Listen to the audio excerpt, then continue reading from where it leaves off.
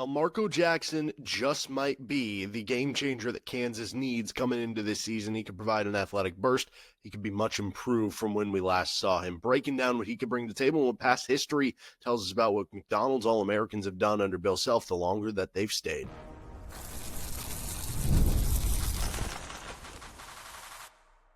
You are Locked On Jayhawks, your daily podcast on the Kansas Jayhawks. Part of the Locked On Podcast Network, your team every day. What is going on? Derek Johnson here. This is Locked On Jayhawks. Thanks for making it your first listen every day, and thank you to everydayers catching each and every episode of the show. We are free and available anywhere you get your podcasts, including on our YouTube page where you can like and subscribe to the show. And on today's edition of the show, we're breaking down Elmarko Jackson, why he could be a breakout candidate for this upcoming season. How is he going to respond to that season-ending injury from last year, and what past history kind of tells us about Bill Self players when they return for multiple seasons as former McDonald All-Americans, which obviously the case for Elmarko Jackson. We're going to get into all that on today's episode of the show, which is brought to you by FanDuel Sportsbook. And right now, new customers can get $150 in bonus bets when your first $5 bet wins. You can do that over at FanDuel.com. Okay, so Elmarko Jackson is a very interesting player because he's not one that had, this great freshman season for Kansas. He obviously played a lot for Kansas in that first season with KU, but a lot of it was kind of by necessity. That was a very thin team. Obviously, he had the injury to Kevin McCullough. He started 17 games, though. I mean, for most kids, if you were to say they started 17 games as a true freshman at Kansas, played in 34, played almost 19 minutes per game, you'd be like, wow, that player was probably, pretty impressive to do that as a freshman, and he probably has super high ceiling, especially as a former McDonald's All-American and, a top 25 recruit in the country. And it's not that, I think people are still relatively high on what Elmarko could become, but that season did not go that well, right? I mean, it was 4.3 points per game in the 18 minutes. It was only 27% from three. It was only an effective field goal percentage of 45%. It was one of the lower PERs of Bill Self rotation players, so to speak. Like I made mention that Quentin Grimes had the lowest PER, player efficiency rating, of the Bill Self era for any player who played 20 or more minutes per game. Now, PER only goes back to like 2010, but still. And his was like an 8 or something like that. Elmarko's was a 6.6. So by all this, you're like, okay, where are we going to? But I've always liked Elmarko. I like the idea of him. He's a very good athlete. It always just felt like his freshman season, it didn't feel like it was from being incapable. Like you saw him, that dunk he had in the Big 12 tournament was awesome. It just felt like the game was a little too fast for him and that he was a little sped up and he had to play a bigger role than maybe he was ready for in that first year just because he was thrown into the fire. And I always thought that Elmarko by like year 3 could be a breakout player for Kansas. Now, unfortunately, does the injury from last season kind of push that to where really this is like year 2 and we start to see more signs of it this year, but the real breakout comes, the following season? That's entirely possible too, but I do think it's coming for Elmarko Jackson. And I think he is maybe the most fascinating player on the team in trying to figure out the floor and the ceiling. Like, the floor and ceiling for Darryn Peterson, it feels like the floor is your first team All Big 12. The ceiling is your National Player of the Year. You know what I mean? Like, it's still a really good player either way. Like, the floor for Flory it's still being a good defensive center prospect who just doesn't take another step forward in some of the other things, but he's still valuable in a lot of ways.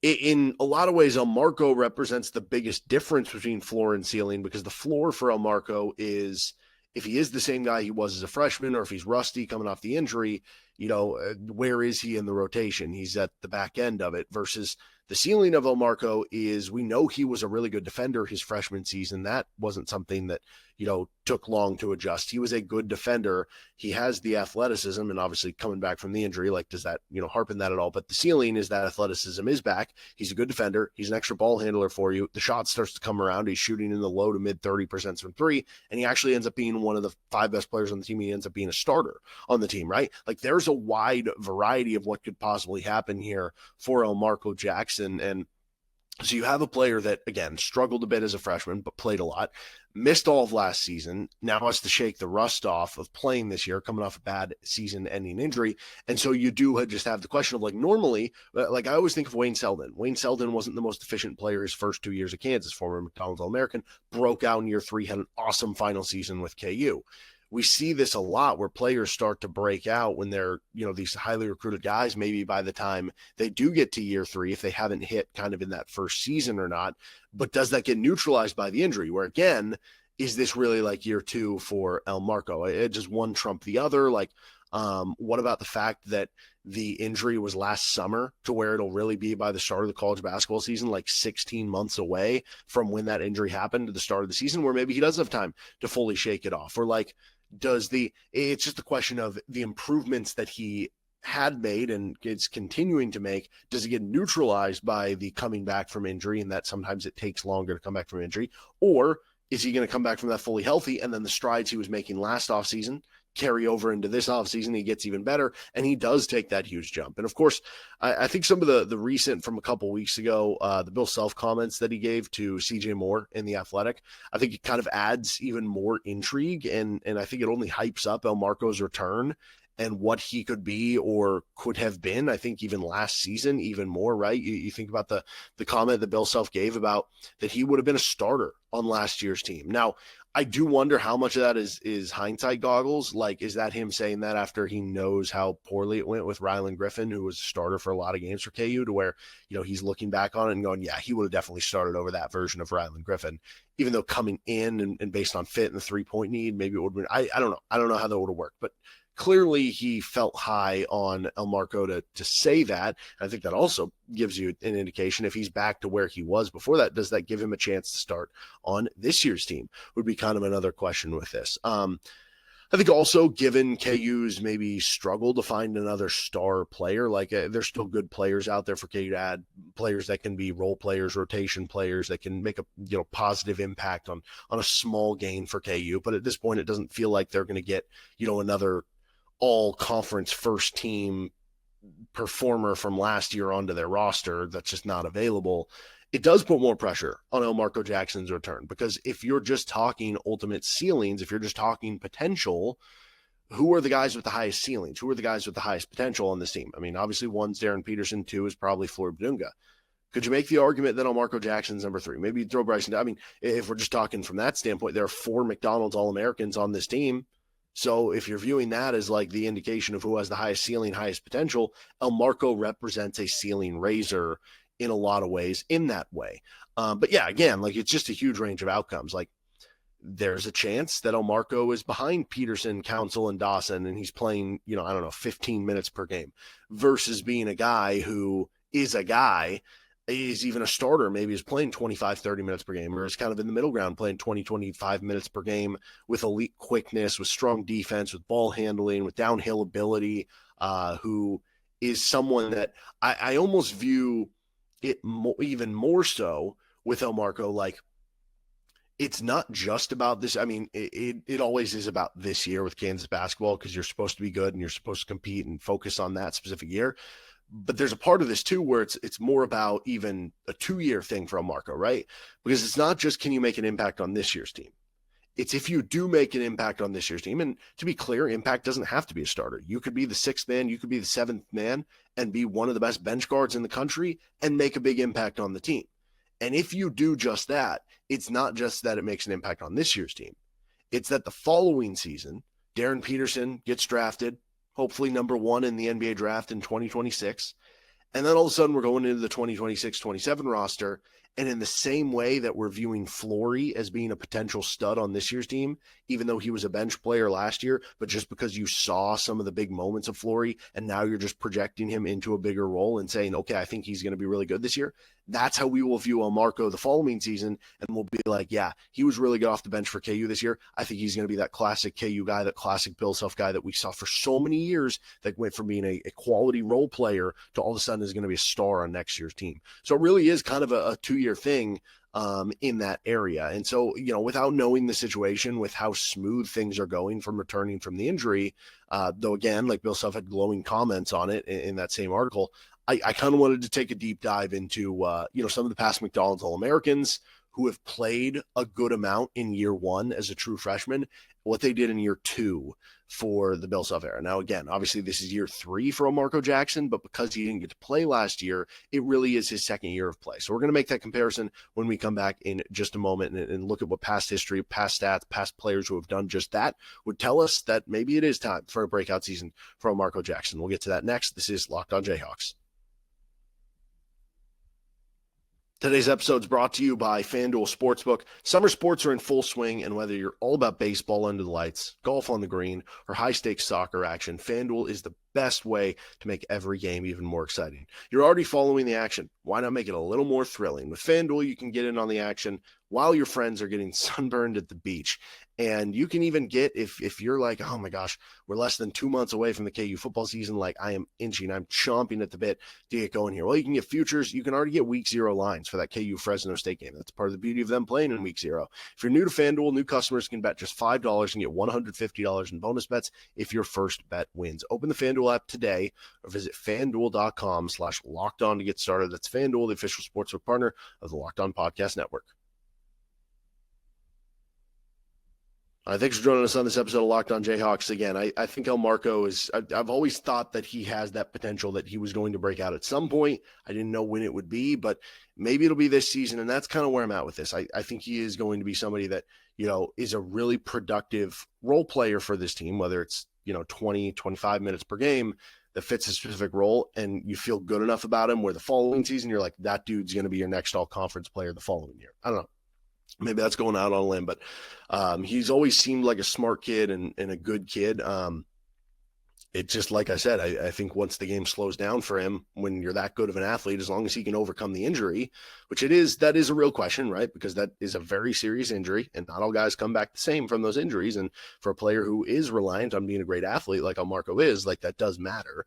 So those are fair questions. But here's some of this research from the past, right? So I wanted to find guys who came into KU as highly recruited players. So we said McDonald's All-Americans, which obviously applies for Elmarko Jackson. And they played a lot in year 1 as true freshmen, but also didn't play like too much, I guess. Like I didn't want to make the comparisons of, I guess, like Andrew Wiggins, like he wasn't here in year 2, right? So for the sake of this exercise, I'm going to go Bill Self-era players, right? So 2003-04 would be our first season on. Therefore, the recruiting class of 2003 would be our first one, who were all McDonald's All-Americans, played less than 20 minutes per game as a true freshman, meaning they weren't like full-time starting level players, right? Elmarko started some games, but he wasn't a full-time starter. So like J.R. Giddens, for example, or Wayne Selden or Sharon Collins, like they would be gone from this research. And then what they did in their second year at Kansas to kind of give us an idea what history would tell us to expect maybe from Elmarko Jackson this year, which again is technically year 3, but it is second year of play at Kansas. So I should mention David Padgett, Micah Downs, Bryce Thompson, MJ Rice, Ernest Uday, they all played under 20 minutes per game as McDonald's All-Americans. They transferred from KU after their freshman season, so I'm not taking a look at the guys who, what did they do in year 2, even if it was at a different school. I don't think that applies, especially because you're not playing for Bill Self anymore, which is, applicable here. Okay, I should also mention Julian Wright barely missed the cutoff year. He was 20.1 minutes per game as a true freshman, and obviously he became a lottery pick in year 2. That would be the ultimate. If Elmarko Jackson became a lottery pick this year, I mean, I would be stunned if Kansas weren't a 1 seed. If you said that you had a lottery pick in Elmarko Jackson, Darryn Peterson, Floyd Badunga, it would almost be impossible not to be that good of this Kansas team. So that would be the ultimate outcome. Anyway, Devon Dotson also is somebody who doesn't qualify here. 32 minutes per game as a true freshman, but he was the most recent McDonald's All-American to stay for year 2 under Bill Self. The rest either went pro or transferred. That's kind of wild to think about. I guess Floyd Badunga qualifies into this too, right? At this point in time. But Dotson turned into an All-American as a fast athletic guard. So, at least good to bring him up. Okay. Darrell Arthur. He played 19 minutes per game in his freshman season. So barely hit that cutoff. 7 starts as a freshman. Then in year 2, he goes up to 39 starts. He plays 25 minutes per game, national title team, becomes a first-round draft choice. I would say that was a good jump from the first year of play to the second year of play for him. Biggest jump statistically for Arthur, he went up by 3 points, up by about a rebound and a half, and he added over 5 points to his free throw percentage. For Cole Aldridge, he went from 8 minutes per game with 0 starts as a freshman, as a McDonald's All-American, to then in year 2 as a sophomore, he was Big 12 Defensive Player of the Year. He averaged 15 and 11 in year 2, almost 30 minutes per game. Like, all of his stats jumped. That one might be more applicable to Flory Badunga, right? Again, if we're having the Flory conversation too, I don't know. That's something kind of fun to look at there, right? If you said you were going to get 15 and 11 from Flory Badunga, sign me up for that right now, right? Perry Ellis, another interesting one, right? 13.6 minutes per game in year 1. Started only 3 games. Then he jumps to 34 starts, 28 minutes per game in year 2. He went up 8 percentage points on his 2-point shots, which are interesting. Obviously, his total stats and everything like that went up. So he definitely became a much better player, or at least used to a bigger role in year 2. Carlton Bragg was another one. Now, this is one where you didn't really see a big progression, right? 0 games started, 9 minutes per game in year 1. He did start 5 games in year 2, did go up to 14 minutes per game. So it did go up a little bit, but he also had some off-court stuff, which probably got him in the Bill Self doghouse. So, even that, if that's the lower end of the outcomes here, that's still a 50% minute increase, right? How about Udoka Azubuike? 6 games started, 13 minutes per game as a freshman before an injury. So maybe there's some correlations there coming off an injury like that, right? Year 2, he starts 34 games, plays 23.6 minutes per game, averaged 13 and 7 on a Final Four team. Now, again, very different positions and styles of play with Elmarko and Doak, but that would be, again, maybe a similar path you could talk about. Former McDonald's All-American, gets injured, is out for a year, comes back, and is a starter and a very good player on a Final Four team at Kansas. Then you have David McCormick, 13 games started, about 11 minutes per game in year 1. He goes up to 18 starts and 15 minutes per game in year 2. This one was tougher because you just weren't going to, as long as Doak stayed healthy, which he did, Doak's final year, it just wasn't going to be possible for David McCormick to see like a huge increase in terms of your minutes played or your starts played, right? Even though they did try to run out the lineup of McCormick and Doak at certain times.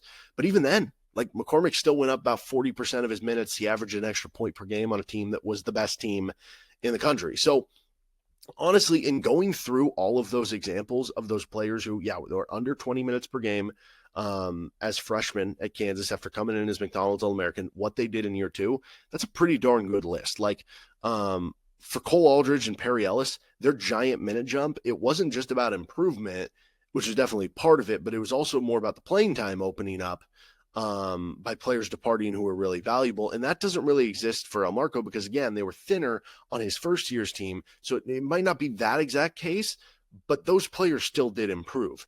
And if you're looking at that freshman to sophomore season, I almost do comp it maybe the most. Again, you can make the comp of Doak with the injury. David McCormick might be the one to go to here. Again, obviously very different players and everything, but going back to the idea that, okay, Elmarko Jackson has a lot of other guys to compete with on this roster for minutes, right? With Melvin Council, Jaden Dawson, who's going to play some 2 and 3, I would imagine. And so Elmarko might be playing some 1 and some 2, right? And Darryn Peterson, right?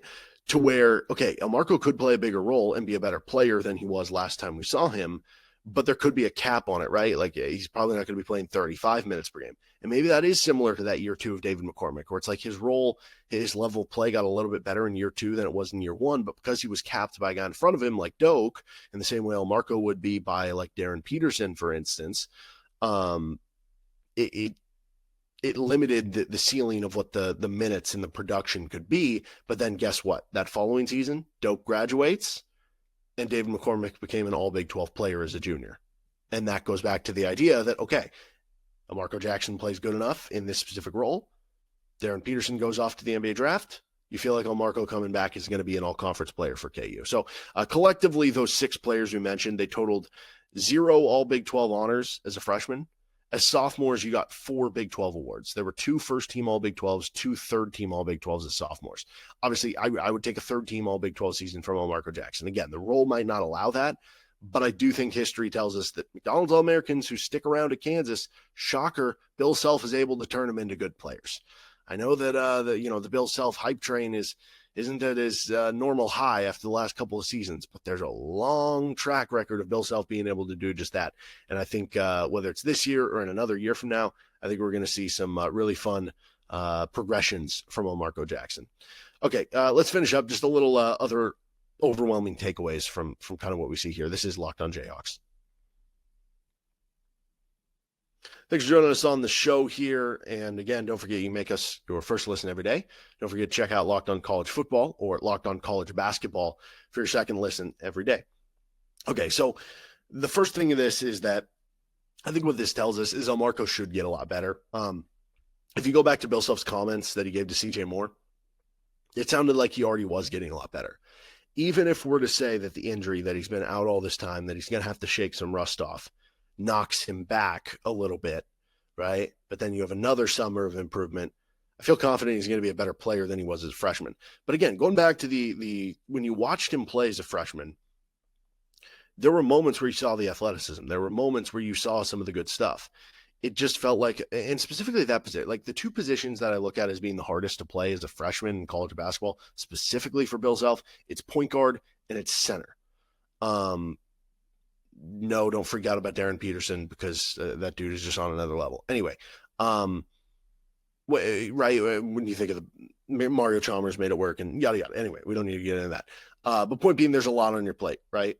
And so, especially if you're Elmarko, when you're on a team with DeJuan Harris, where now there's a lot more on your plate because you're trying to learn how to play point guard because you might be the point guard of the future, but also you're trying to learn how to play off guard and it's just a lot on your plate. And especially for a player like Elmarko, who seems to be a very thoughtful and actually like smart person. And sometimes that can work both ways, right? I want smart people. I want thoughtful people, but sometimes, and you know, it can make you be a little paralysis by analysis because you might be overthinking things. And I don't know if that was actually what was going on or not, right? But I'm almost making an excuse for it of like, that makes sense to me why you might have some struggles as a freshman. It doesn't always click right away. Sometimes it takes time for the game to slow down. And so that's almost something where I'm like, even with a year off, you know, just being around the game, I could see it slowing down, like learning the playbook more while you're out for a season. Like I could see the game slowing down for him more. And if the game slows down for him more, I think he has all the required traits and skills to be a good player. And so, you know, obviously at the same point in time, like one thing that rang true for a lot of those guys that we talked about as past McDonald's All-Americans, what they did in their year two jump is that he doesn't have the more playing time, possibly opportunity. Again, maybe he could get up to 25 minutes per game, but there is a certain limit with all the guys that they've kind of brought in and him coming off the injury and everything like that. But I continue to believe that, like, right now, if I'm projecting the rotation, I do have Elmarko as like somewhere between 20 to 22 minutes per game. I think he's going to be a very good perimeter defender. I think he's going to be a good athlete. I think this team's going to be really good at getting out in transition. I think the three-point shooting is going to get better for Elmarko Jackson. Now, is he going to be a knockdown three-point shooter? I don't know about that, but like, could he get to at least 30 from where he was? Yeah, that's definitely doable to me. And is he going to show certain flashes and certain things that make you believe he is the kind of point guard of the future? Yes. That's kind of how I view it, right? So either way, I think I'm officially on board, whether it is more about Elmarko showing stuff for the following year, or if it is about him being that good that he does have to work into the starting lineup this year, where it is Peterson, Jackson, I guess Dawson, or Council, one of the two, White and Flory.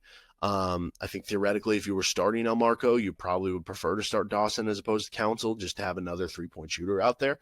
But regardless of what it is, I'm a believer in Elmarko Jackson. I'm buying Elmarko Jackson stock. And basically every player went over in that illustration, I guess, so to speak, except Carlton Bragg, ended up in a good result as far as KU player career paths. And again, the Carlton stuff, I think that was more than just on the court stuff. And by all accounts, everything I've seen or heard is you know, good reviews on Elmarko Jackson, I guess would be the point there. So we'll see if he does have that breakout season this year. Certainly KU could need it because, you know, not getting a Darryn Williams, not getting a Dame Sarr. Well, you know, you got a McDonald's All-American that could be coming off your bench that's coming into really his second year of play, but his third year overall of basketball. Like a lot of other schools would be dying to have that.